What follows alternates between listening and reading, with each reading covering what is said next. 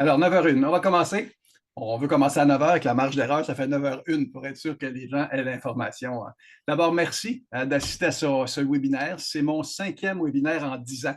À chaque 2 ans, j'organise ce type de webinaire-là parce qu'on veut partager avec vous nos découvertes. On veut partager avec vous le résultat d'études. On fait 5000 études de sondage par année, oui, dans le domaine municipal, mais aussi à travers le Canada, à travers les États-Unis, dans toutes sortes de domaines. Ce qui fait qu'avec mon métier, il y a beaucoup d'informations qu'on recueille. Et c'est ce qu'on veut partager avec vous pour vous donner, dans le fond, une vision différente de ce que les médias partagent ou de ce que vous entendez à tous les jours. Et vous allez voir, on va être capable de découvrir un certain nombre de nouvelles tendances qu'on a mesurées au fil des années. Je suis accompagné par Cynthia Daris, qui est VP chez Léger, qui est notre experte dans le domaine municipal. On espère, dans cette présentation-là, de vous permettre de mieux comprendre les tendances et de saisir les opportunités derrière ces tendances-là. Donc, pas juste les comprendre, mais qu'est-ce qu'on peut faire avec ça dans le domaine municipal? On a assez d'expérience. Je connais la majorité des maires du Québec là, pour avoir travaillé avec plusieurs d'entre vous au fil des années et avoir été à l'UMQ pendant un certain nombre d'années. D'ailleurs, j'y serai dans quelques semaines à l'UMQ. L'essentiellement, en bout de ligne, c'est qu'on est dans une situation un peu irréelle. On vit une crise qui est politique, qui est forte. On vit une crise qui est économique, où on est à la barre. Il y a plus qu'un Canadien sur deux qui disent qu'on est en récession présentement, qui dit qu'on est en récession. On a une crise climatique, mais surtout une crise sociale. Il y a une multitude de crises. Puis là, j'oublie celle de la crise pandémique là, qui a eu lieu il y a 5 ans. Tout ça fait qu'on a toutes sortes de perturbations, de changements, et on est dans ce qu'on appelle un point de rupture. Et c'est ça qu'on veut partager avec vous. C'est quoi ce point de rupture-là? C'est qu'est-ce qui se passe véritablement? Bon, j'avoue que dans mon domaine à moi, j'aime les crises. Hein, comme sondeur, moi, tout ce qui va mal, un peu comme les avocats, là, tout ce qui va mal, nous autres, on aime ça. Parce qu'à partir de là, forcément, il y a beaucoup d'opportunités. Mais en même temps, moi, je fais face à des clients qui sont nerveux. Ce soir, je présente, par exemple, à des patrons d'entreprise un sondage sur les tarifs. Vous savez, ça panique dans le monde des affaires, mais ça a une résonance dans l'ensemble de la population. Qu'est-ce qu'on fait avec ça? C'est ce qu'on veut vous présenter aujourd'hui. On a un chat room, vous pouvez l'utiliser si vous voulez chatter. On a aussi un Q&A. Donc, il y a un petit bouton Q&A si vous avez des questions à poser qu'on va se faire le plaisir de répondre à la fin. Profitez-en, hein. D'habitude, c'est le sondeur qui pose des questions. Là, vous pouvez nous poser des questions à Cynthia et moi. Essentiellement, le monde change. Et le monde a toujours changé, mais jamais aussi rapidement. Que ce soit au niveau technologique, que ce soit au niveau de notre vie quotidienne, tout va de plus en plus vite. Ce qu'on dit dans le fond, c'est que la seule constante, c'est le changement. Tout le temps, il faut être capable de s'adapter à cette réalité-là. On vit dans un monde de fous. C'est quelques exemples de sondages que j'ai faits. Là. On vit dans des maisons plus grandes, mais avec des familles plus petites. On achète des voitures qui sont de plus en plus performantes et rapides, mais on passe notre temps coincé dans la circulation. À quoi ça sert? T'sais, on a des milliers d'amis en ligne, mais les gens se sentent de plus en plus seuls et en détresse souvent. Un jeune sur 4, un millénial sur 4 dit qu'ils ont déjà vécu une dépression dans leur vie. 1 sur 4, ceux qui ont des enfants de cet âge-là comprennent ce que je veux dire. Hein? On a des technologies où tout devient instantané, tout devient rapide, tout devient efficace, puis pourtant, on n'a jamais été aussi critique à l'égard de l'inefficacité du système qu'on critique. On continue de surconsommer, mais en même temps, on est surendetté. On frappe un mur, le mur s'en vient. Le pire des pires pour moi, c'est aussi l'information. On a accès à toute l'information de l'univers directement au bout de nos doigts, mais on vit dans un monde de désinformation qui est complètement l'inverse. Pourtant, la vérité, on la connaît. Hein? Bref, un monde en folie qui a perdu ses repères. Le résultat, c'est que vous faites face à des citoyens qui sont perturbés mentalement, qui sont frustrés. Et souvent, ça sort en colère à cet égard-là. Et qui est en première ligne pour encaisser cette colère-là? C'est vous. C'est vous qui êtes en première ligne parce que vous êtes les plus accessibles, parce que vous êtes efficaces, vous êtes près du monde. Fait que la conséquence de ça, c'est que vous recevez tout ça de la population. Parce que, tu sais, quand tu es député provincial, là, souvent, tu n'es pas accessible, il faut que tu prennes un rendez-vous, puis c'est dans 1 mois et demi. Hein? Quand tu es au fédéral, on ne connaît même pas ton nom. Les gens ne connaissent même pas le nom de leur député. Fait que qui on va voir? C'est la municipalité qu'on va voir. Fait que vous subissez toute cette dynamique-là, de cette colère-là citoyenne. Vous êtes en première ligne. C'est tough. La preuve, c'est qu'il y a plus de 10 des élus il y a près de 4 ans qui ont quitté en cours de mandat. C'est jamais vu, ça, parce que forcément, vous avez toujours plus de responsabilités avec de moins en moins de moyens à cause que vous êtes en première ligne. C'est ce que j'appelle le point de rupture, et dans la population et dans votre municipalité. Je comprends ce que vous vivez parce que je le sonde à tous les jours. C'est ça qu'on va être capable de vous présenter aujourd'hui, mais surtout, qu'est-ce qu'on fait avec ça? Parce que tous ces changements-là, il y a un point plus fondamental que simplement les petites anecdotes du quotidien. Là, hein. Il y a un changement générationnel. C'est la fin du règne tranquille des baby boomers qui sont remplacés par le règne turbulent des milléniaux. C'est important à saisir ça. Parce que pour la première fois en 60 ans, les boomers sont plus majoritaires en termes de cohorte. La population des milléniaux est plus nombreuse que celle des baby boomers et ça va s'accélérer parce que forcément, les boomers vont mourir un après l'autre et les milléniaux, eux autres, prennent le contrôle à tout égard. Et la conséquence de ça, c'est qu'on vit leurs priorités, leurs enjeux, leurs espoirs, leur détresse. C'est eux qui sont en train d'imposer à la société par la force de leur nombre, sont en train d'imposer leurs valeurs. C'est ça que vous voyez, l'explosion des technologies, l'explosion des médias sociaux ou de l'intelligence artificielle. Ce n'est pas juste parce que la technologie est là, c'est parce que cette génération l'utilise elle l'utilise davantage. Hausse de l'inflation, de l'endettement, de l'insécurité financière, augmentation des problèmes de santé mentale, comme j'ai mentionné tantôt, de la détresse psychologique des gens, conséquence avec de l'itinérance beaucoup plus importante avec laquelle vous devez composer. Et en finale, vous avez la montée des extrêmes, de la radicalisation. C'est ça la nouvelle génération. Et comme ça ne suffit pas, on rajoute de ça une guerre commerciale avec les États-Unis et une pression financière énorme là, au cours des prochains jours. Et une guerre réelle aux portes de l'Europe qu'il ne faut pas minimiser. Donc, on fait face à une situation explosive. Et c'est ça le citoyen qui vient vous voir, il est perturbé par tout cet environnement-là où il manque de repères. C'est difficile pour lui de dire, bon, à qui je peux me fier dans cette société-là? Prenez Trump, par exemple. Il faut le prendre comme exemple, parce que Trump, contrairement à ce qu'on dit, ce n'est pas la cause du problème. Trump est la conséquence de ça. Le génie de Trump, c'est d'avoir su capter les mouvements de fond puis d'en tirer profit. Regardez ici, Trump a réussi à aller chercher l'argent des riches et le vote des pauvres en leur promettant de les protéger l'un contre l'autre. Je trouve que dans cette phrase-là, là, je capte tout ce qui s'est passé aux États-Unis. C'est ça son génie. C'est unique, là, parce que normalement, les gens plus démunis votent à démocrate ou les gens des communautés votent à démocrate. Non, il est allé chercher du vote parce qu'il y a le génie d'avoir exprimé cette colère-là citoyenne. C'est vrai en Allemagne au cours du week-end dernier, c'est vrai en Italie, c'est vrai en Hongrie, c'est vrai un peu partout. Il y a une montée des extrêmes. Et vous allez voir aussi qu'il y a il va y avoir une montée de la gauche, parce que ce n'est pas juste la droite, c'est la montée de la colère. Ce n'est pas que les gens ne sont... Ce n'est pas une bataille gauche-droite, à mon avis, c'est faux. Ce n'est pas une bataille, c'est plus une bataille souverainiste, fédéraliste, ça n'existe plus. C'est vraiment la bataille entre le monde réel et un monde virtuel où la désinformation domine. On est la première génération à apprivoiser les nouvelles technologies, à apprivoiser les médias sociaux, que monsieur un tel qui est dans le fin fond de son garage à Saint-Lin, capable de parler au premier ministre parce qu'il se défoule. C'est nouveau, ça. C'est une réalité complètement nouvelle. Fait qu'on l'oublie, là. Facebook a été créé en 2004. Ça fait 21 ans que ça a été créé. Fait qu'on est la première à être capable d'apprivoiser ça. Fait qu'on est un peu perdu là-dedans. Ça engendre une colère citoyenne. La diapo suivante va le présenter. Regardez l'évolution de la satisfaction générale dans le domaine municipal en gris, en bleu provincial, puis en rouge fédéral. On perd de 10 à 15 points de satisfaction par rapport à 2020. Ça, c'est en général. Ce n'est pas nécessairement dans votre municipalité, mais c'est en général. Mais c'est le climat de fond là, avec lequel on doit composer. Et forcément, on va le voir, plus on est des grandes villes, plus on subit. Plus on est des villes de taille moyenne, plus on est capable de s'en sortir. Mais c'est ça la colère qu'on va pouvoir vous exprimer.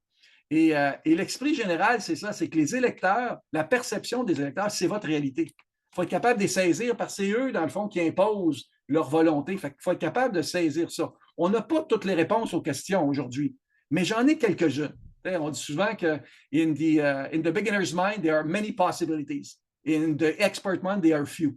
Dans l'esprit de quelqu'un qui a peu d'expérience, il y a toutes sortes de possibilités. Dans ceux d'experts, il y en a peu. Nous, on a assez d'expertise. Voici ces éléments sur lesquels vous devez vous concentrer.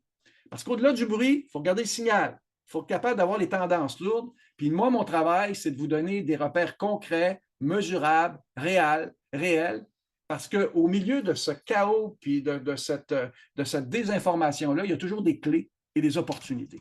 C'est ça qu'on vous offre aujourd'hui. Pour ce faire, on a fait un sondage spécifique pour ce webinaire-là parce qu'on a un indicateur municipal.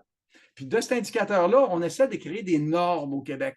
Parce que vous dire que c'est 72 disent que, ce qui est plus intéressant, c'est de savoir, oui, mais une ville moyenne chez vous, c'est 68. Donc, vous êtes meilleur que la ville moyenne. C'est ça l'esprit de l'indicateur municipal, c'est de comparer qu'une norme.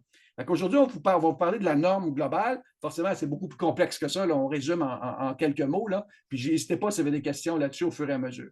Là, on parle d'un sondage qu'on vient de réaliser au mois de janvier auprès de 2000 résidents au Québec. Et donc, ça nous donne un portrait global, ça nous permet de segmenter en termes de ville. La suivante.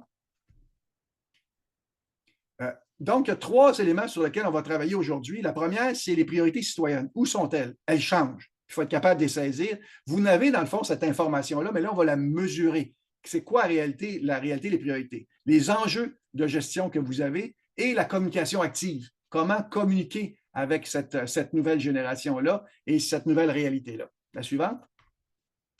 Commençons par un général. Là, on ne parle pas du monde municipal, on rentre dans la vie des gens. C'est quoi leur priorité? On parlait des élections qui s'en viennent fédérales parce que vous allez voir au cours des prochains mois, vous allez être pris dans cette dynamique-là. Et au-delà de tout, que je teste au fédéral, provincial, municipal, le coût de la vie est ce qui est le plus important. Parce que c'est faux qu'on dit que l'inflation diminue. Oui, en pourcentage, mais en termes de prix, ça ne diminue pas. Ça fait juste augmenter. C'est juste que l'augmentation est moins rapide. Et ça, les gens le vivent. Quotidiennement, ils ont de la difficulté à payer leur logement, ils ont de la difficulté à payer leur épicerie. Et ce qui fait qu'en bout de ligne, ils sont très serrés. On a à peine 20 des gens qui ont 5 000 de côté pour être capables de faire face à un imprévu. Vous imaginez, ils sont au bout de la corde. Là. Fait que forcément, tout ce qu'ils font, c'est en fonction de leurs difficultés financières. Il y a un vieux dicton en marketing où on dit on ne peut pas rien imprimer sur une feuille qui tremble. Et les citoyens tremblent. Tu as beau parler de n'importe quoi, ils tremblent. Hein?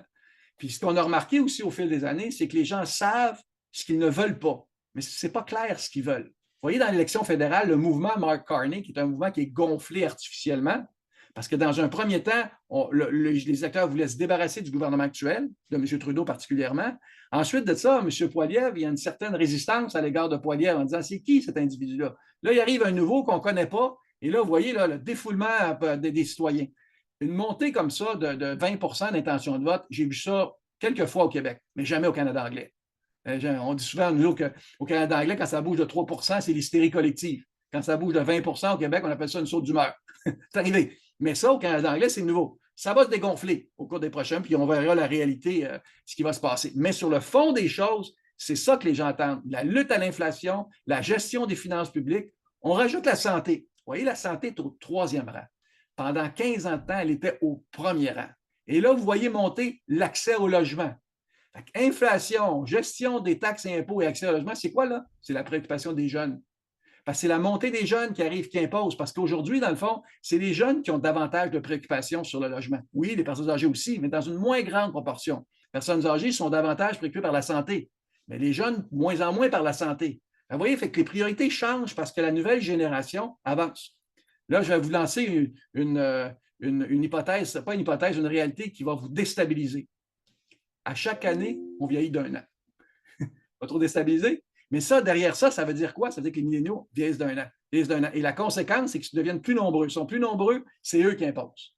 Et regardez ce que ça crée, c'est que ça crée aujourd'hui, deuxième aspect, donc leur priorité, c'est l'argent. On a des citoyens qui sont angoissés.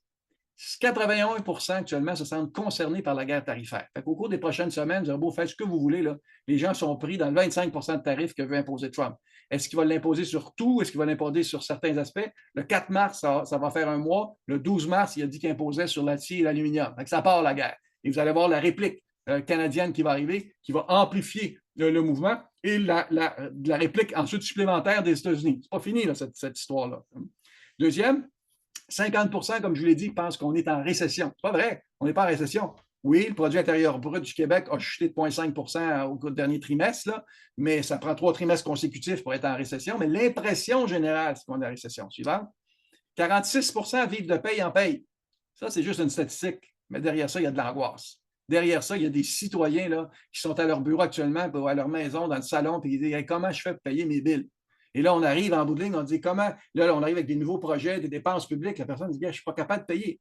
Ça, c'est une réalité. Et la dernière, c'est la suivante 39 ont peur de perdre leur emploi. Là, la guerre tarifaire a un impact direct sur les entreprises. Fait que là, vous faites face à une situation qui est unique, là, où il y a une pression financière énorme. Suivant.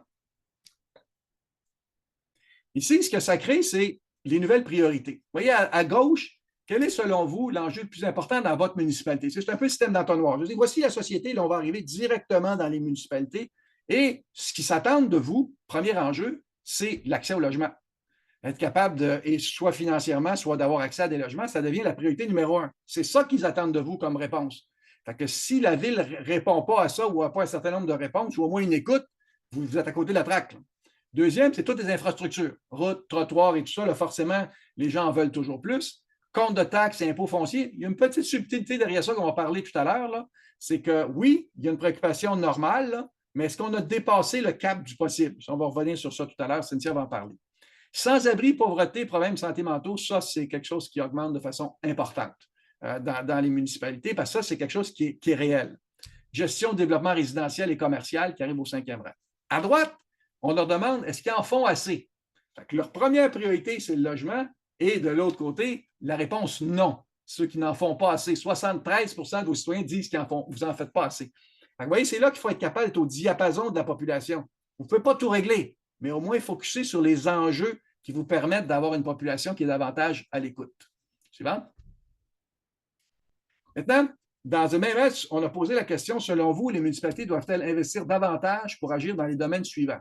Encore une fois, la construction de nouveaux logements est première, 79 La ressource d'aide pour l'itinérance, 79 Forcément, ça dépend. Là, si je vis dans une ville qui n'a pas beaucoup d'itinérance versus j'arrive dans des grands centres. Forcément, il faut faire la distinction. Là. On ne peut pas tout présenter aujourd'hui, mais forcément, quand on arrive à 79 c'est près de 8 citoyens sur 10. Ça veut dire que c'est à peu près partout au Québec. Développement du transport en commun, du transport actif, ça, c'est quelque chose qui est aussi fondamental. La lutte contre les changements climatiques à 69 On en parle moins là, parce qu'on est un peu perturbé par ce qui se passe aux États-Unis, mais ça demeure le cœur, puis on en parle tout à l'heure. L'achat des terrains pour la construction d'écoles, donc s'assurer qu'on soit mieux organisé, structuré dans votre municipalité. Ça vous donne le portrait concret. Maintenant, Cynthia va aller plus loin en vous donnant des éléments plus spécifiques. Cynthia? Tu es sur mute? Voilà. Oui, avec plaisir, Jean-Marc. Donc, je vais m'adresser peut-être un peu plus à celles et ceux parmi vous qui sont du côté de l'administratif, soit à la direction générale des villes ou dans les différents services. Là. Je sais que vous êtes nombreux aujourd'hui.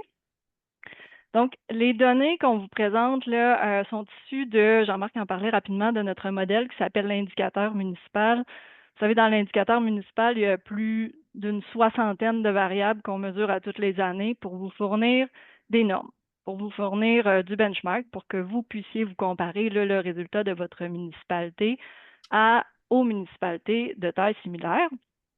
Donc, je le disais, il y a plus d'une soixantaine de questions. On ne vous les présentera pas tous aujourd'hui, mais celle-là, elle est majeure. Celle-là, c'est vraiment une question centrale qu'on suit depuis des années. Là, je pense près de 30 ans qu'on pose cette question-là.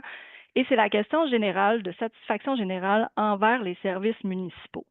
Donc, regardez bien, là, la tendance, elle est claire. Ça rejoint ce que Jean-Marc disait tout à l'heure. Depuis 5 ans, depuis 2020, il y a une baisse assez importante de la satisfaction des citoyens envers les services municipaux. En 2020, on était à 7,3 et cette année, on est à 6,3. Donc, c'est une baisse qui s'est faite graduellement, mais qui est une tendance très, très claire. Ça, c'est le premier constat. Le deuxième, si vous regardez un peu plus à la droite du tableau, ce qu'on fait, c'est qu'on segmente, comme je le disais, selon la population des villes pour qu'on voit qu'est-ce qui se passe dans les plus grandes villes, dans les plus petites villes. Et ça, c'est hyper intéressant parce que ce qu'on constate, c'est que la satisfaction est à son plus élevé dans les villes de, je dirais, moyenne petite taille, de moyenne taille de 25 000 à 50 000 habitants. C'est là où la satisfaction est la plus élevée. Donc, bravo, tant mieux si vous faites partie de ces villes-là.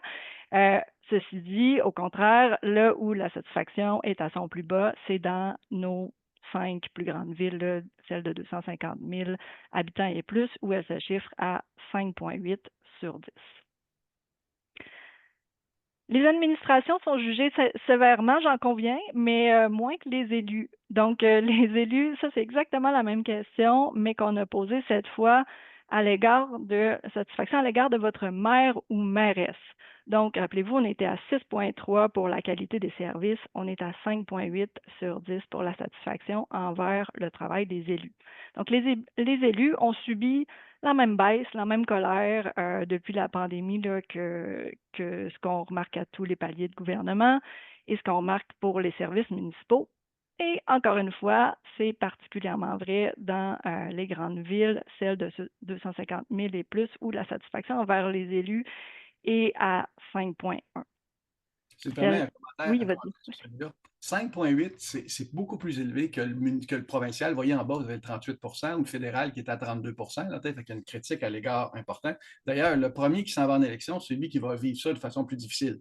Vous savez, il y a eu l'effet Mark Carney, mais dans la réalité, c'est qu'il y a 10 ans de régime libéral à travers le pays là, qui va être critiqué parce que les citoyens veulent s'exprimer, veulent exprimer leur colère. 5,8, ça semble élevé. Sauf que j'ai vu plusieurs maires perdre quand la cote est en bas de 7 sur 10. À partir de 6, à partir de 5,8, là, il y a un élément parce qu'il y a une masse critique de gens qui critiquent le maire. Et c'est là que ça se crée. D'ailleurs, à cet égard-là, la municipalité, il ne faut pas prendre pour acquis que parce qu'on est meilleur qu'au Québec ou au Canada, que ça va bien aller. Là. Il y a une volonté qu'on va voir dans quelques minutes de changement important. Oui, exact. Puis, justement, puisqu'on parle des élus, j'imagine que Jean-Marc, tu vas vouloir commenter celle-là. Je sais que ça t'intéresse. Là, on a demandé aux gens de qualifier en quelque sorte votre maire, votre mairesse, et les répondants avaient le choix entre les deux, là, entre les deux opposés, la façon dont ça fonctionne. Votre maire, votre mairesse est soit paresseux ou est travaillant, est soit malhonnête ou est honnête. Regardez les résultats, là, c'est hyper intéressant. Oui, puis ouais, parce que là, dans le fond, c'est une perception générale à travers le Québec, mais avec des taux aussi élevés, ça veut dire que c'est semblable dans les tailles des villes. Oui, là, quand ils vous voient, ils estiment que vous êtes travaillant, honnête, bon communicateur, et là, fiable, oui, mais ça commence à critiquer. De l'autre côté, partez d'en bas. Ils ont l'impression que c'est mauvais gestionnaire. Que vous soyez meilleur gestionnaire ou pas, moi, je vis dans le monde virtuel, là, dans les perceptions. Les perceptions, c'est que l'argent est mal dépensé. Vous avez toujours une réponse à donner là-dedans. Vous ne gagnerez jamais des votes en disant que vous êtes le meilleur gestionnaire, parce que les gens vont être sceptiques. Mais il faut au moins contrer les insatisfaits, parce que c'est là que ça part, l'insatisfaction, qui est liée à la situation-là d'inefficacité de gestion, là, hein, qui est un élément. Le deuxième élément à rendre, c'est distant et déconnecté. Plus on est près des gens, forcément, au municipal, mieux c'est. On ne veut pas des gens qui, quand vous, par exemple, vous agissez à un niveau plus supérieur, vous faites un voyage en Europe parce que vous ralliez la ville de l'Europe, et ça, souvent, c'est le fun, mais pour le citoyen, là, c'est du gaspillage. Moi, je trouve que c'est essentiel. Mais pour le citoyen, il faut bien gérer ce type de dépenses-là parce qu'il vous estime que vous êtes loin des préoccupations du quotidien. C'est quoi la préoccupation? C'est l'inflation, c'est les taxes, c'est la santé, c'est le logement. Plus vous allez vous coller aux réalités, plus vous allez être perçu positivement. Exact. Et le résultat de ça, c'est que bien sûr, il y a un vent de changement qui souffle à quelques mois des élections. Là, on est en année électorale, donc on a demandé, si je regarde le graphique de gauche, on a demandé aux Québécois, aux Québécoises, lors de la prochaine élection municipale, s'ils souhaitent un changement de l'équipe en place ou le maintien. Donc, regardez la barre rouge, là, changer l'équipe actuelle, on est à 45 qui souhaitent du changement, alors qu'on était à 36 à la même période à peu près l'an passé, là, en décembre 2023. Donc, il y a eu ce vent de changement-là a augmenté de 9 points en un an. Oui, tu voulais rajouter, Jean? Ça, c'est un élément fondamental. Et vous pouvez représenter le changement. La question, le changement, ce n'est pas nécessairement une nouvelle équipe pour moi. Là. C'est que ça veut dire que ça prend des gens nouveaux, ça prend des nouvelles idées. Il faut trouver des moyens pour dire pourquoi votre équipe est en fonction de l'avenir. Pour les gens, c'est sûr qu'il y a beaucoup d'administrations municipales, là, mais de façon générale, les gens ne votent jamais pour ce que vous avez fait. C'est de l'acquis. Ils votent sur ce que vous allez leur offrir. C'est le niveau d'utilité que vous avez pour l'électeur. Jusqu'à quel point dans l'avenir ça va aller mieux que le présent. C'est ça, cette notion. C'est pour ça que la notion de changement-là, c'est une prise de judo qu'il faut prendre. Là. Vous pouvez incarner le changement, même si vous êtes là pour 2 ou 3 mandats, depuis 2 ou 3 mandats. C'est pas ça l'esprit. Il faut comprendre que de façon générale, les gens veulent que ça bouge, ça prend de la nouveauté, ça prend quelque chose de nouveau, ça prend des idées nouvelles, ça prend des gens nouveaux dans l'équipe. Et ainsi de suite, faut être capable de surfer sur cette dynamique-là. Oui, exact. Puis non seulement il y a une volonté de changement, mais plus que ça, il y a de la méfiance. Ça c'est dommage, là, ça en attriste plusieurs quand on présente cette diapo-là, ce graphique-là à droite. On a demandé aux répondants, croyez-vous qu'il y a des élus dans votre ville qui sont corrompus et qui mettent carrément de l'argent illégalement dans leur poche? Dites-vous que dans vos villes, en moyenne au Québec, il y a 37 des citoyens qui pensent ça. C'est 37 à l'heure actuelle, c'était 29 l'an passé. Donc, cette méfiance-là, elle augmente là, de façon claire. Malheureusement, il y a des gens qui sont qui sont en colère, qui sont méfiants. Oui, puis l'esprit, c'est pas vous personnellement, on l'a vu tantôt, les gens estiment que les maires, les élus sont honnêtes, puis l'administration. Mais de façon générale, c'est l'expression que Trump a utilisée aux États-Unis, là, le gouvernement profond, là, qui eux autres se manipulent puis manigancent. Il y a toujours cette expression-là qui est là. Qu'elle soit à 29 c'était moins que d'habitude. Là, on voit qu'il y a une tendance à la hausse. Il faut être capable de répondre, cette notion-là de la transparence là, que les gens ont besoin. Là. Ouais. Si on poursuit, l'autre aspect qui est important pour les élus de se rappeler, c'est que malheureusement, il y a peu de citoyens qui connaissent, qui voient ce que vous avez fait pendant votre mandat. Cette question-là porte sur les 4 dernières années. Donc, on a évalué le mandat en cours et on leur a demandé de façon générale, est-ce que la qualité des services, est-ce que ça s'est amélioré? Est-ce que c'est resté stable? Est-ce que ça s'est détérioré? Regardez les résultats, c'est fascinant. Vous ne pouvez pas avoir plus statu quo que ça. Il y a 56 un peu plus de la moitié, qui n'ont rien vu. Ils n'ont pas vu de changement. C'est pas mieux, c'est pas pire. Donc, qui disent que c'est resté stable. Puis parmi l'autre moitié, parmi ceux qui ont vu du changement, ben c'est moitié-moitié. Il y en a, on est dans la marge d'erreur, là, il y en a 19 qui pensent qui ont vu une amélioration, puis il y en a 21 qui pensent que ça s'est détérioré. Puis ça, c'est intéressant. Ça, c'est important. Je peux permettre de donner un commentaire. Vous faites quelque chose d'extraordinaire. 48 heures après, ils ne s'en rappellent pas.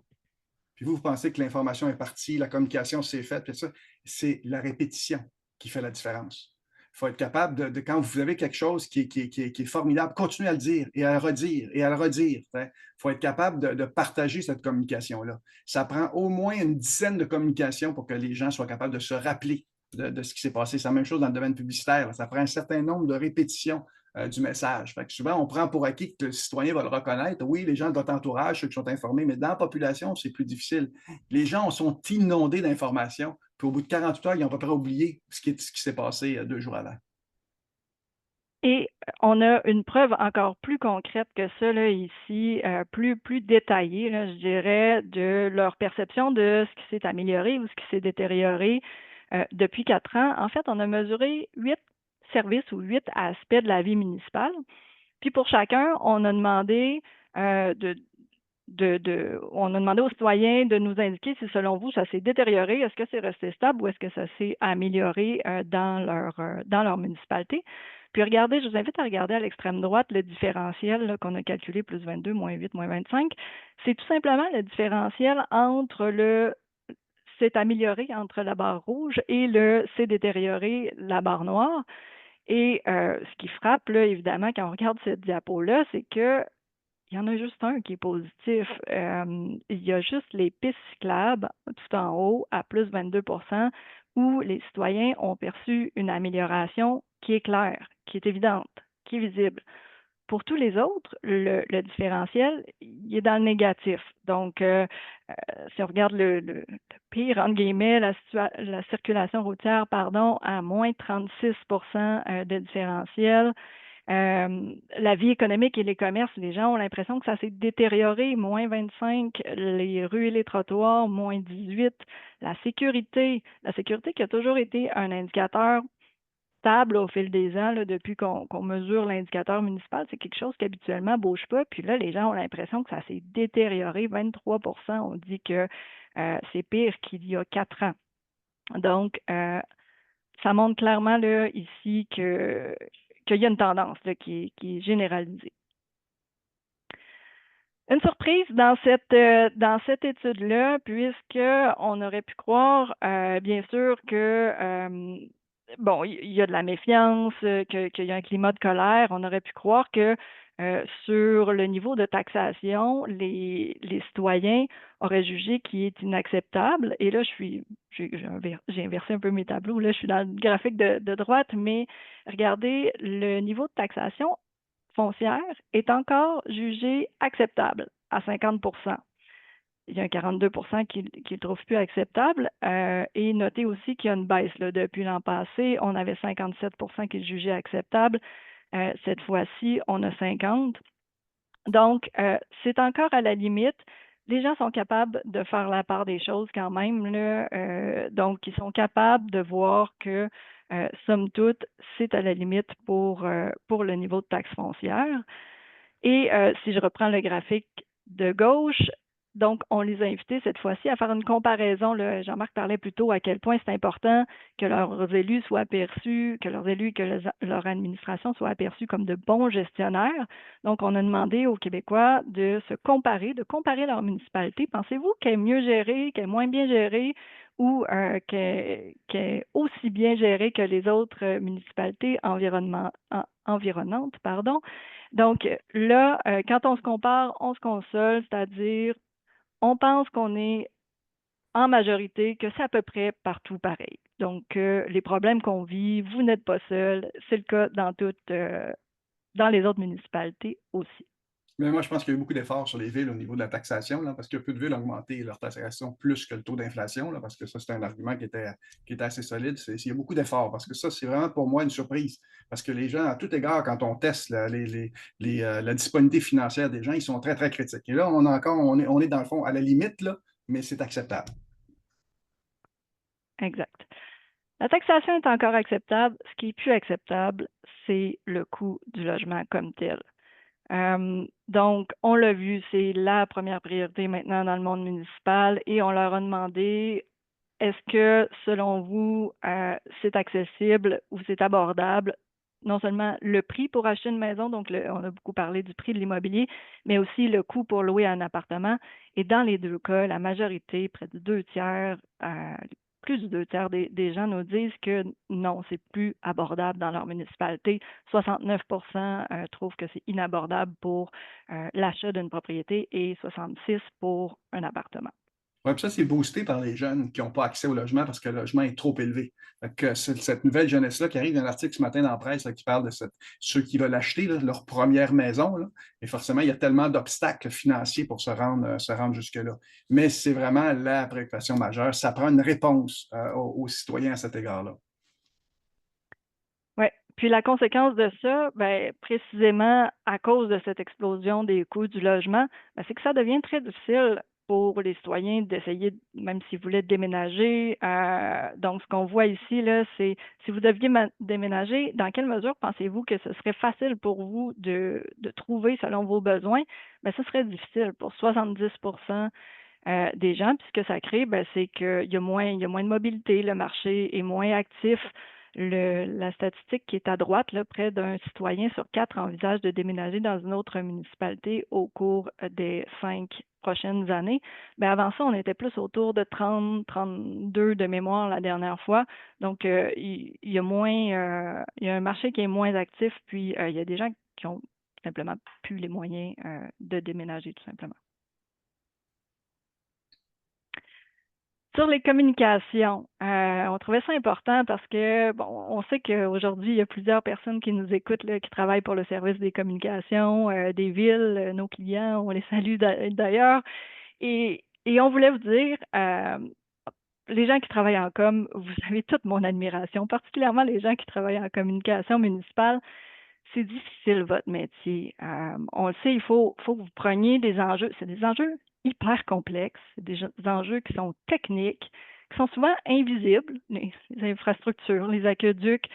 Et non seulement il faut que vous les vulgarisiez, il faut que vous assuriez que l'info se rende, que l'info soit accessible à tout le monde. Il faut vous assurer qu'elle est comprise et idéalement que ça engendre certains changements de comportement. Donc, c'est extrêmement difficile ce que vous vivez.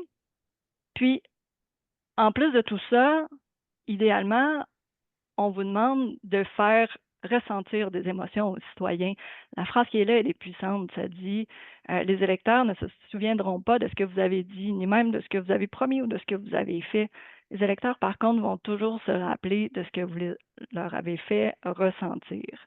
Donc, c'est un beau défi, essayer de faire vivre des émotions quand on parle d'aqueduc, quand on parle de gestion des matières résiduelles ou de changement de zonage. Alors vraiment, vous avez toute mon admiration. Et, puis je le dis pas juste pour vous faire plaisir, mais j'ai une bonne nouvelle pour vous. Aujourd'hui, ceux qui travaillent en communication, c'est le seul indicateur de tous les, je le disais, un peu plus de 60 indicateurs là, dans 60 en fait questions qu'on a mesurées dans l'indicateur municipal.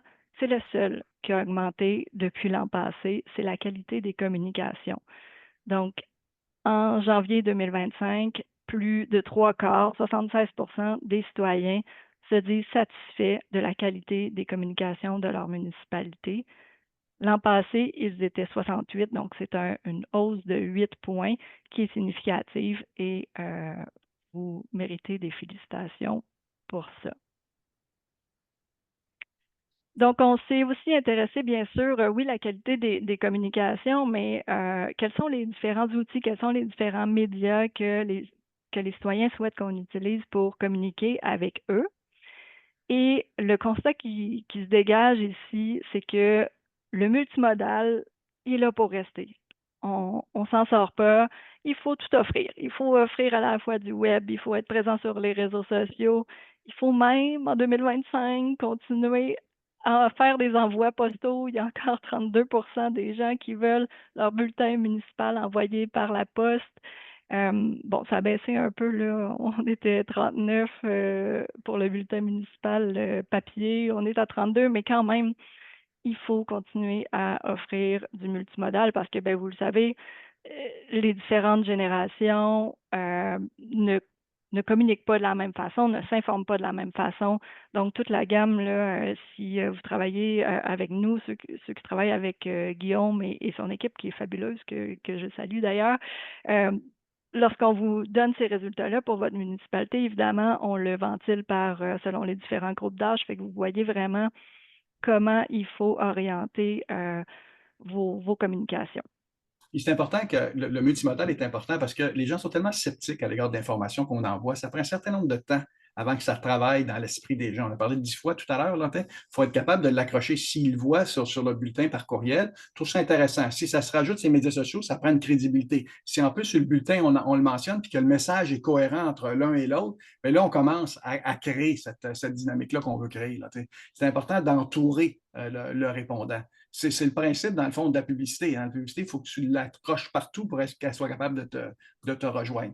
Un élément qu'on sous-évalue souvent, c'est le journal local. Le journal local a quand même encore beaucoup d'influence. Les gens le lisent de moins en moins, bien sûr, mais par contre, il y a une durée de vie de 5 jours. C'est-à-dire qu'il reste là 5 jours chez les gens. Fait que, il ne faut pas non plus le mettre de côté. Ce n'est pas le même type d'information qu'on s'en va. La question là-dedans, ce n'est pas de ne pas l'utiliser, c'est comment j'adapte le message en fonction des différents éléments. Fait que ce n'est pas de la même manière, ce n'est pas le même message en fonction du médium que vous utilisez. Là. Exact. Puis vous ne pouvez pas vous passer du bulletin municipal comme vous ne pouvez pas vous passer des réseaux sociaux. Les réseaux sociaux, les gens s'attendent à ce que vous soyez là et non seulement que vous soyez là, mais que vous interagissiez avec eux. Donc, on parle de communication, on parle d'attentes qui sont de plus en plus élevées envers vous. On en a un bon exemple ici. L'urgence climatique, ça devient votre problème, que vous le vouliez ou non.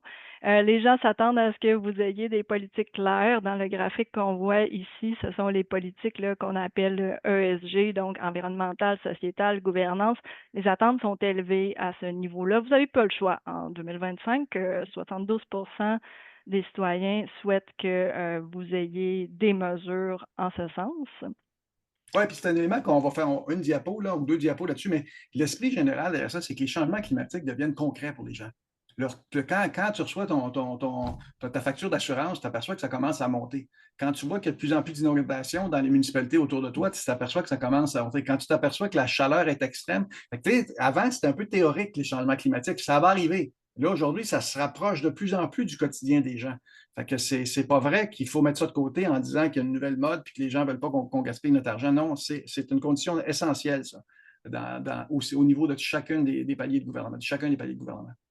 Oui, puis en chiffres, ce que Jean-Marc vient de dire, on a demandé aux répondants, aux Québécois, aux Québécoises, à quel point vous pensez que votre municipalité, à vous, est affectée par les changements climatiques.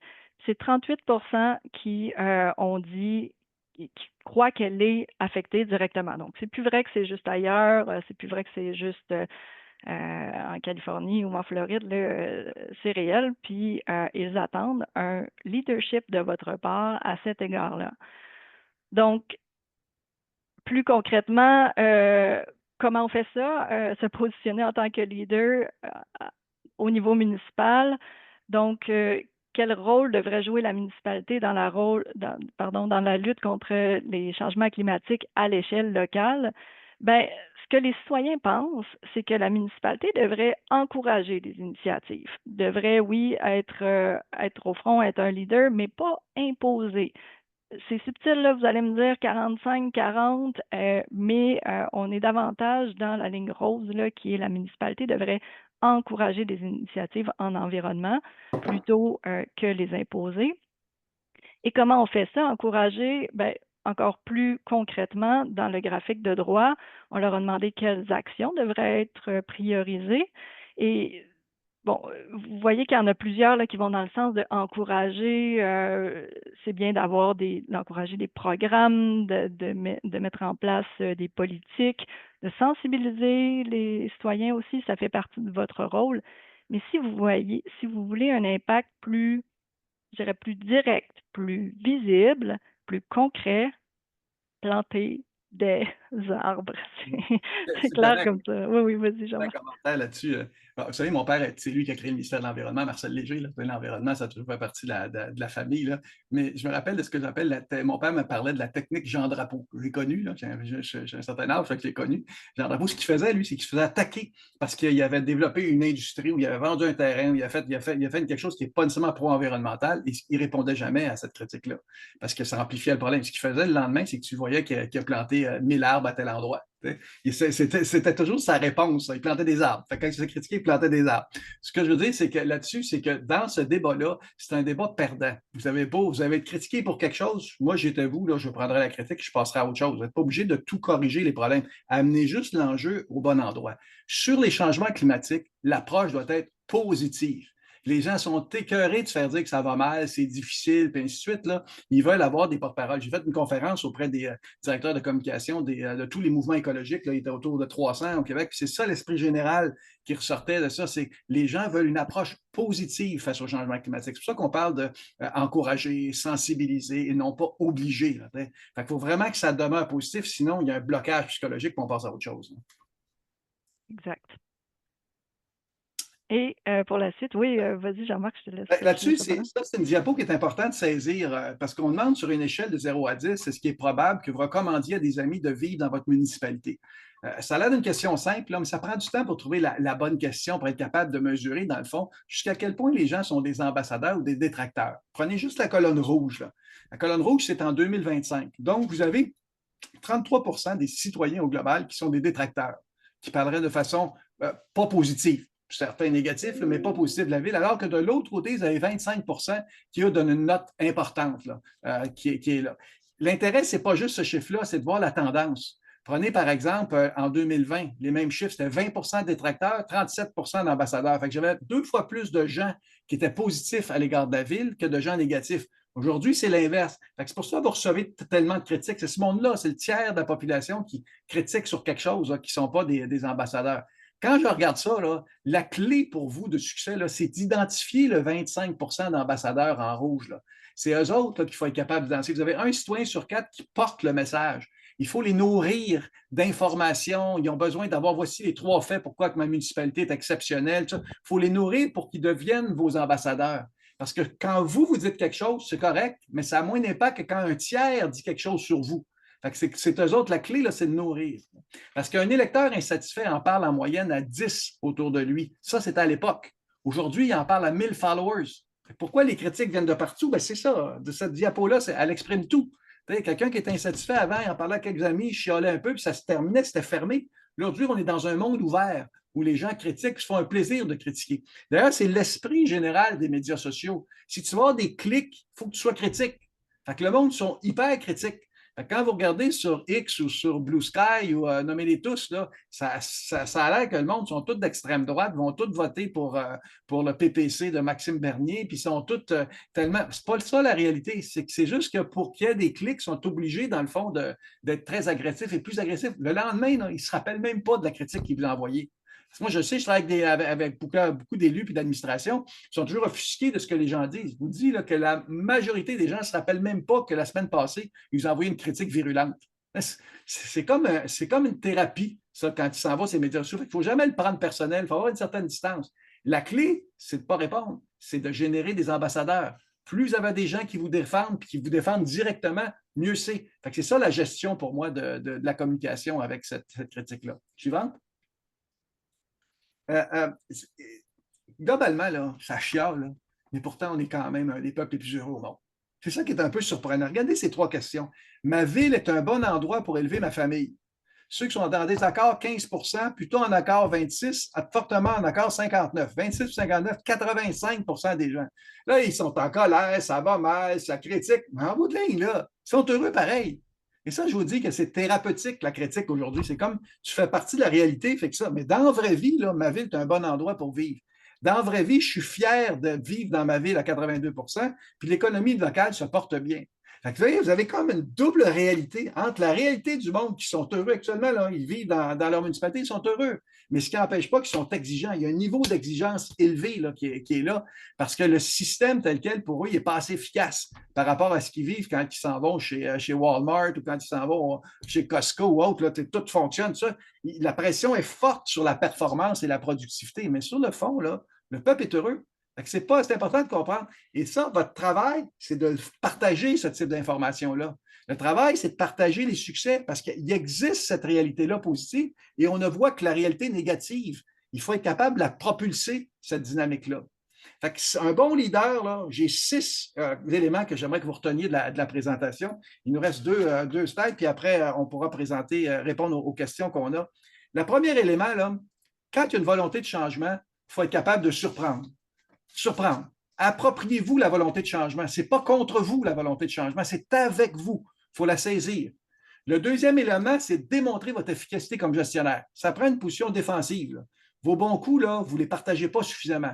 Il faut le démontrer. Troisième élément, celui de résumer. Il faut que vous soyez capable dans votre municipalité que tout le monde, et les employés surtout, parce que les meilleurs ambassadeurs, c'est vos employés, puis on les oublie souvent. Il faut leur donner les éléments. Voici les 5 réalisations des dernières années de mon administration. Quand je parle au directeur général, moi, si vos employés ne sont pas capables de dire les 5 raisons, il y a un problème. Il faut que je sois le partager. Je n'utiliserai pas la manière d'Elon Musk, là, dites-moi les 5 affaires que vous avez faites la semaine dernière, là. Mais l'esprit général, c'est plutôt de leur dire à eux, là, voici, résumez-le, il y a un plan de communication interne parce que pour que l'externe le croie, il faut que l'interne le soit d'accord. Parce que quand vous donnez un message, ils connaissent toujours quelqu'un de la ville, puis ils vont demander, puis comment ça va à la ville? Eux autres sont vos meilleurs ambassadeurs. Fait que résumez vos réalisations en points clairs, en 5 points clairs, peut-être 3, peut-être 6, là, mais c'est l'esprit général. Là, puis ça doit devenir le discours dans la ville. Mobiliser vos ambassadeurs, j'en ai parlé. Suivant. Le 5e élément, c'est de prioriser. C'est une question de priorité, de focusser sur les bons enjeux au départ, celles qui font que les citoyens vont vous écouter. Oui, vous pouvez parler de d'autres enjeux. Chaque municipalité a des enjeux différents, mais il y en a 3 fondamentales qui sont transversales. Logement, mobilité, gestion de l'itinérance, plus ou moins en fonction des municipalités. On m'a posé une question sur l'itinérance que je vais répondre tout de suite. C'est un problème très grande ville, mais la perception dans une petite ville est là aussi. Ce n'est pas nécessairement pour sa ville, c'est parce qu'elle s'en va à Trois-Rivières, puis elle s'aperçoit qu'il y a des problèmes, ou elle s'en va à telle ville, puis elle s'aperçoit qu'il y a des difficultés. Fait que l'esprit général, là, c'est d'être capable d'avoir une réponse à cette gestion-là de l'itinérance qui devient de plus en plus important. Et la dernière, affirmer. Toute cette communication positive est importante. Souvent, on est en mode défensif pour répondre aux critiques, mais on oublie de faire ce deuxième élément-là. Et la dernière diapo que je présentais, c'est celle-ci. C'est simple de travailler avec l'opinion publique. Des fois, on complexifie pour rien. Il faut bien comprendre ce que l'électeur souhaite. Il faut bien comprendre là où on est bon. Parce que les électeurs ont un bullshit detector. Ils savent quand vous mentez. Hein? Puis entre les deux, là, vous avez le point de jonction entre les deux. Concentrez-vous sur le point de rencontre. Identifiez les facteurs qui font que ce que soit de l'électeur, puis là où je suis bon, c'est ça qu'il faut que je communique auprès de ma municipalité. Oui, fait que ça vous donne l'esprit général qu'on voulait présenter. C'est sûr que l'étude est plus complexe. Il y a une partie qu'on donne qui est là. Il y a une partie plus commerciale, forcément. Si vous voulez aller plus loin dans votre municipalité, il faut faire un sondage spécifique dans la municipalité pour comparer.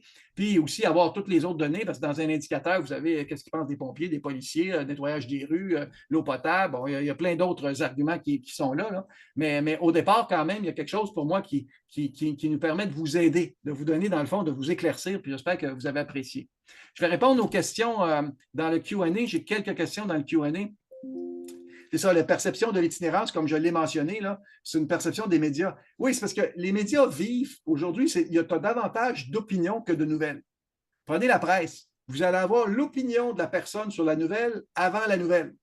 Fait que vous tournez la page première, c'est l'opinion d'un tel là, sur la nouvelle, puis là, ça vous donne une grille d'analyse, puis après, tu vois la nouvelle. Fait qu'ils sont en train de créer cette dynamique-là. Puis forcément, une opinion, la conséquence, c'est ce qu'ils veulent, c'est beaucoup de clics. Fait que les opinions sont très carrées, puis souvent très résumées. Hein. Fait que c'est pour ça qu'à cet égard-là, sur l'itinérance, c'est un vrai problème qui augmente dans toutes les grandes villes en Amérique du Nord, qui augmente dans les villes de taille moyenne, puis qui s'en viennent tranquillement dans les plus petites villes. Fait que ça, c'est quelque chose qu'il faut quand même s'adresser, même si vous n'êtes pas directement concerné. Est-ce que vous avez résultats ventilés par taille de ville? Oui, c'est ça l'esprit, c'est qu'on l'a par taille de ville puis par groupe socio-démographique. Parce que l'idéal là-dedans, c'est de cibler la bonne clientèle. En marketing, on dit souvent, l'important, ce n'est pas juste de frapper fort, mais de frapper juste. Quand on parle de logement, il faut être capable de dire à qui je m'adresse, à quelle clientèle je m'adresse. Quand on parle de la santé, je m'adresse à une autre clientèle. Je parle de la gestion des infrastructures à une autre clientèle. Il faut être capable de bien identifier à qui je m'adresse. C'est pour ça que quand on parle des médias, tout à l'heure, il y a certains médias qui sont lus par des gens plus âgés, d'autres par les gens plus jeunes. Il faut adapter la manière qu'on s'adresse à eux. Vous soulevez le poids relatif de la génération des milléniaux est en progression et a influencé la prise de décision. Si ça te donne idée, quel est le niveau de représentativité au sein des équipes politiques en place? Je ne le sais pas dans les politiques en place, je ne le sais pas. Je sais que ça se rajeunit beaucoup il y a 3 ans. Les conseils municipaux se sont rajeunis beaucoup il y a 3 ans. Puis c'est une question mathématique. Hein? C'est qu'il y a de plus en plus de candidats qui sont jeunes, puis vous allez les voir un peu partout. C'est les milléniaux prennent le pouvoir. On passe des baby boomers aux milléniaux, puis entre les deux, il y a une génération X qu'on a squeezé un peu entre les deux. Là. Là, vous voyez, à cause de la technologie, là, les milléniaux ont un avantage de productivité par rapport aux autres parce qu'ils sont hyper performants, multiplateformes, multitask, multitâches en même temps. Là. Mais c'est de plus en plus, hein, cette clientèle-là. Et c'est important qu'au conseil municipal et dans votre direction générale, vous ayez des jeunes. Moi, j'étais directeur général d'une ville, là, je créerais un petit comité des jeunes. Un comité des jeunes de moins de 30 ans qui sont dans votre ville que je réunirais une fois ou 2 mois pour dire, regarde, parlez-moi de la ville. Parce que le regard qu'ils ont, c'est le regard que la génération va avoir demain. Ça, là, ça vaut la peine de les écouter. Hormis la taille des villes, observez-vous des différences significatives du point de vue géographique sur certaines questions. Cynthia, je ne sais pas si tu veux répondre à ça. Oui, ben c'est la variable, c'est vraiment la taille des villes, là, parce que géographiquement, c'est sûr que Montréal est bon, il y a plusieurs municipalités dans ce coin-là. Donc, même si on créait un sous-groupe qui serait plus l'ouest versus l'est, je voudrais que la variable, c'est la taille de la municipalité. C'est celle qui supplante toutes les autres là, au niveau des différences significatives qu'on remarque. Ouais. Question sur l'immigration semble peu abordée. Bon, on ne l'a pas abordé aujourd'hui parce que c'est une question plus complexe sur l'immigration. C'est un enjeu majeur à tout égard. Nous, on a une étude qui s'appelle Newcomers et Nouveaux arrivants, qu'on pourrait être capable de comprendre cette réalité-là. Le problème de l'immigration, c'est que ce n'est pas un problème de l'immigration, c'est que c'est en fonction du groupe ethnique avec qui vous composez. Si j'étais dans une municipalité, si vous avez une composante qui est plus italienne, par exemple, ça prend un Italien qui leur parle. Okay? Vous avez beau faire toutes les stratégies que vous voulez, là, les Italiens ont confiance aux Italiens. Les Pakistanais ont confiance aux Pakistanais. La question, c'est qu'il faut que votre équipe soit multiethnique aussi pour être capable de répondre aux besoins de ces collectivités-là, qui sont souvent beaucoup plus riches qu'on le pense, qui sont souvent beaucoup plus éduqués qu'on le pense. Hein? Puis ça, c'est un des constats de l'étude. Ils arrivent ici avec des vraies valeurs. Là. La question, c'est est-ce qu'ils sont capables de s'intégrer ou pas? Bien, forcément, plus tu es dans une grande ville, plus c'est difficile de les intégrer, notamment à la communauté francophone. Plus dans des petites villes, plus c'est facile de les intégrer.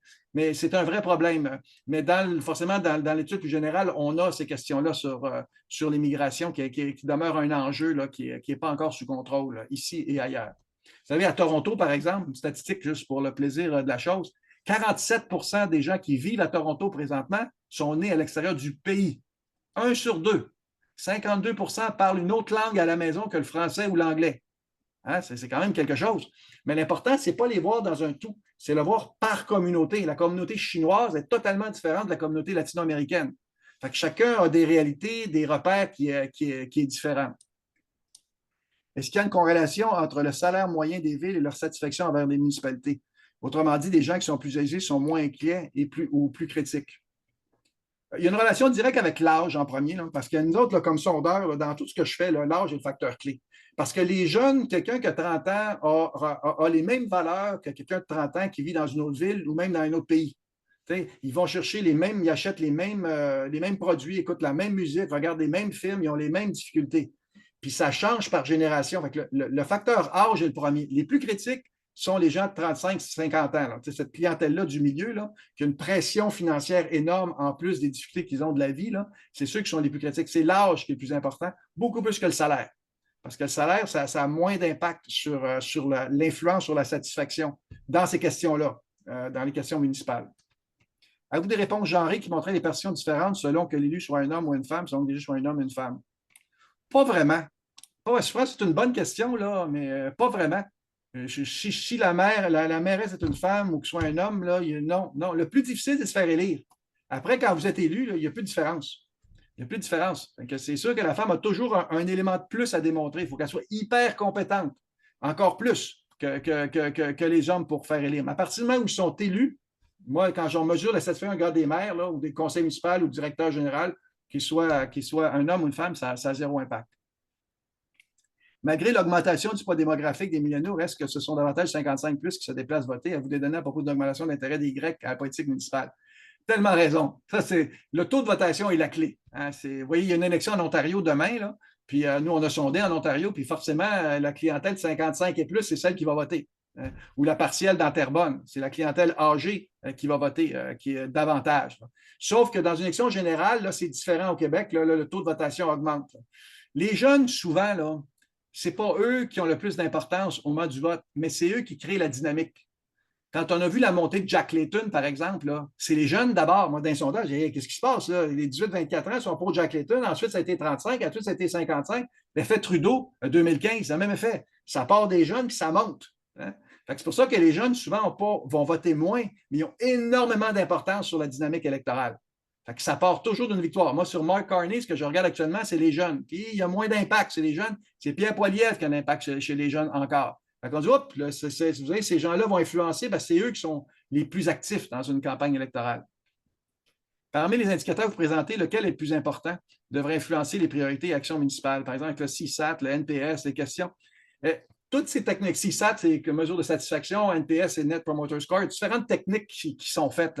L'esprit, plutôt, c'est de s'adapter à votre ville. Parce que quand on fait un indicateur pour une ville, on s'adapte aussi aux réalités là, des villes là, qui sont différentes. Là. Fait que les indicateurs nous aident à comprendre comment ça se mesure. L'objectif de ce qu'on fait d'indicateur municipal, c'est de se comparer. C'est ce que je disais tantôt, la comparaison est là la clé. Fait que qu'on utilise le CSAT là, ou différentes techniques, c'est qu'il faut utiliser les mêmes pour comparer l'un de l'autre. C'est ça qui est important. Parce que le sondage demeure une photo à un moment X. Moi, ce qui m'intéresse, c'est de voir le film, voir la série de photos. Vers quoi? Quelle tendance ça a? C'est ça que Cynthia, on préparait tout à l'heure. Vous voyez ce qui s'est passé par rapport aux autres années? C'est ça qui devient intéressant. Où est le mouvement à l'intérieur de ça? On a parlé de fatigue climatique des citoyens. Je comprends que vos résultats sur la priorité des enjeux climatiques nuancent ces constats. Cynthia, sur le fait, on a parlé récemment de la fatigue climatique, puis on nuance. Oui, oui. Je peux répondre. En plus, c'est Martin, c'est un bon client. On le connaît, Martin. Oui, ben c'est vrai, il y a une fatigue climatique, mais ce qu'on disait par rapport à ça, c'est que ça demeure un enjeu, ça demeure prioritaire, ça demeure inquiétant. Donc, nous, ce qu'on dit, c'est faut en parler, mais il faut en parler un peu plus positivement. C'est pour ça que ce que les répondants disaient, là, c'est on veut que notre municipalité encourage des mesures, qui plantent des arbres, qu'on montre des gestes donc qui sont positifs puis qui font un changement. Donc, on ne peut pas rien faire, on ne peut pas le nier, on ne peut pas arrêter d'en parler, mais il faut essayer d'en parler positivement puis de montrer que vous êtes dans l'action. Une dernière question. N'hésitez pas s'il y avait une question, il reste une minute. Là.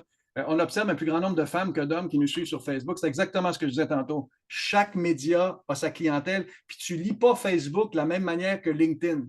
Tu ne lis pas, tu ne regardes pas X de la même manière que tu fais Facebook. Souvent, on généralise, on envoie un message sur les médias sociaux. Non, ce n'est pas la même clientèle. Le profil n'est pas le même, puis l'état d'esprit n'est pas le même. LinkedIn, il y a une crédibilité. C'est très corporate, très corporatif. Hein? Alors que X, il faut être un peu plus, je dirais, ouvert, un peu plus, il faut être moins administratif, moins rigoureux. Pas rigoureux, il faut rester rigoureux, mais il faut être capable d'attirer l'attention parce que c'est un mélange de toutes sortes d'informations. Moi, je dirais que LinkedIn est sous-utilisé dans le domaine municipal parce que c'est là que le message passe le plus. Alors que quand tu regardes X, tu as encore une connerie de quelqu'un, parce que le monde dit n'importe quoi. C'est pour ça qu'il faut se mettre dans un univers où la personne est plus réceptive. Même le journal local, on sous-évalue, je l'ai dit tantôt. Les gens sont réceptifs par une nouvelle qui est écrite dans le journal local. De moins en moins, forcément, que des gens le lisent, mais globalement, ça dépend toujours de la clientèle que tu vises. C'est ça, vous voyez, on a promis 1 heure. Moi, j'aime bien ça, respecter le temps. Je dirais un dernier petit commentaire. On ne gouverne pas par sondage. Ce n'est pas ça l'esprit.